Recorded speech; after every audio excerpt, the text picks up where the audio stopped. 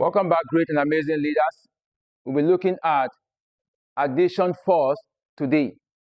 If the operation that you're dealing with is addition with a single variable, if the operation you're dealing with is addition with a single variable, you ask to find the variable.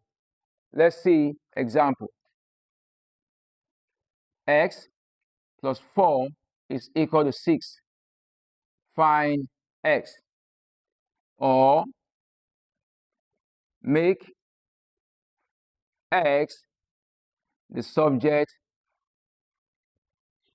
of the relation.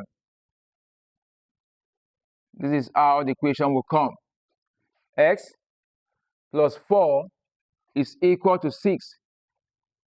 And you've been asked to make X the subject of the relation, or you've been asked to find X. If you're asked to find X, it's the same thing as saying make X the subject of the relation. So you're actually saying that you should manipulate on this equation and make X the variable to stand alone. That's what they're actually saying. Make X to stand alone. And the binding force is plus, as you can see. The binding force is plus. Now let's deal with that quickly here. Without wasting much of our time, let's deal with that. X plus 4 is equal to 6. You've been asked to make X to stand alone.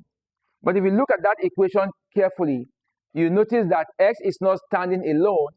X has a barrier that is making it not to stand alone. And that barrier must be removed. That barrier must be removed. Now, this equation has two sides. We have the right-hand side where X is standing, and we have the left-hand side where 6 is standing. The left-hand side is where 6 is, and the right-hand side is where X plus 4 is. And there's an equality sign in between them, which I consider as a river. A river, that's or a boundary line that separates 6 from X plus 4. So, we want X to stand alone at this part of the world. This is a different part of the world, and this is another different part of the world. So, we want X to stand alone. Yes, for X to stand alone, we will need to take out what I consider as a barrier, which is plus 4. We will need to take out plus 4 from here to the other part of the world so that X can stand alone. Okay, let's assume that we want plus 4 to travel to the other part of the world so that X can stand alone. And if plus 4 travels to the other part of the world, there's going to be a change in plus 4. Usually, you know that if you are to travel to your village or to travel to somewhere, there's going to be a change in you. You might not change as a person, but you might have a new haircut, or make a new hairstyle and buy new clothes for yourself because you're traveling somewhere else different from where you are.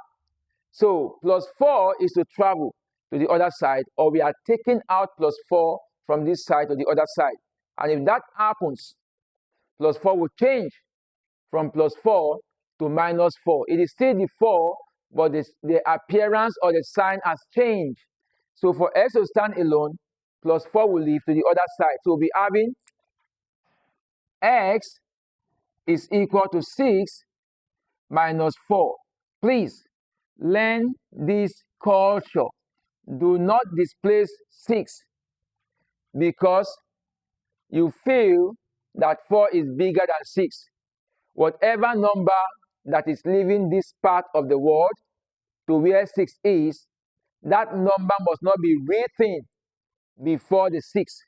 You write the 6 before the number. Otherwise, you may end up having wrong answer. It is normal that we should not displace 6 because 6 is the resident of this other area. So 4 is only coming to meet 6 at that area. So you must not displace 6 and write 4 before the 6.